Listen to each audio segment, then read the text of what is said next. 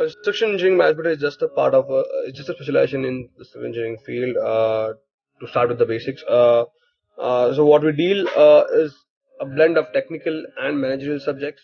Um, if you look into the course curriculum at Columbia, you have subjects in project finance, you have subjects in building information modeling, you have subjects in you have in scheduling, estimating, and you also have subjects in you can take other options in transportation and decision making and a lot of other stuff.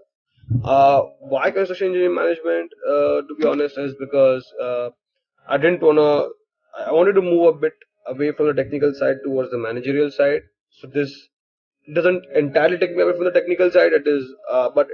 It does give me a lot of knowledge about the managerial side. At the same time, the program at Columbia is well equipped to give you a lot of industry exposure.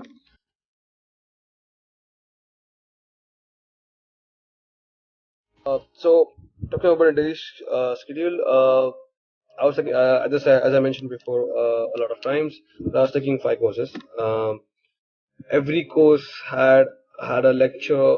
Uh, it depends how you if every course has a lecture which spans around 3 hours, 2.5 hours to 3 hours. It may be divided at once, or it may be divided into parts. So effectively, you're looking at 3 into 15.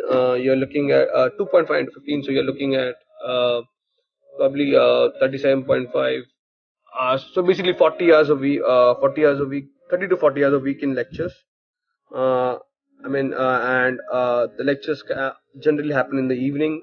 So I would have classes starting from 2 o'clock, which should sometimes go till 9:30 in the night.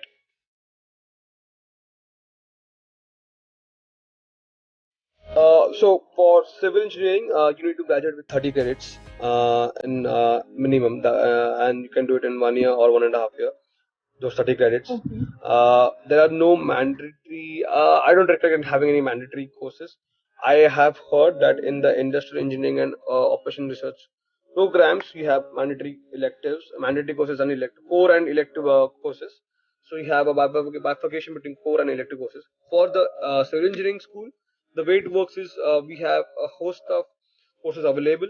Uh, we need to take from those, but and if you want to switch out with other courses from other electives from other schools, there is a certain number of courses you can only switch out. For example, let's say if I'm taking 5 courses this semester, I need to take, let's say, 3 to 4 from the engineering school, or the department I'm from in, and probably 1 or 2 across other schools. There are some courses like the course which is called as MSE, Management Science Engineering, which are hybrids between business schools and engineering schools. Being a hybrid course, you have the flexibility to take courses from business school as well as the engineering school. But it depends. It all depends on the program. It all depends on what kind of school you're in. Uh, for the civil engineering school, we have a list of, let's say, 10 to 12 courses. Every fall, you have an offering of 5 to 7 courses. Uh, Probably more than that. From the civil engineering school, you can choose from those.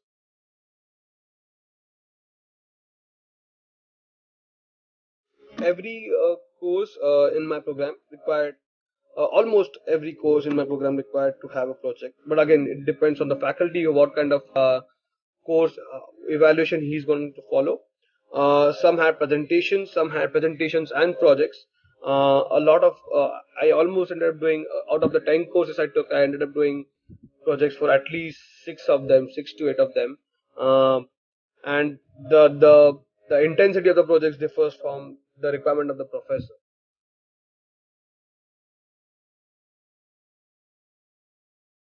So it again, from what I hear from other schools, from my other friends, a, you need to have a GPA beyond a certain threshold.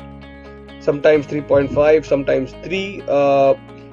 There are other tough courses where it is definitely very difficult to score a GPA. So I have heard about courses in financial engineering and stuff where it's difficult to score a good GPA. A good GPA definitely helps on a profile. Again, it's in the end, it's how you tailor your resume, how you reach out to your employers. For example, if you're just applying online, it's good to have a good GPA.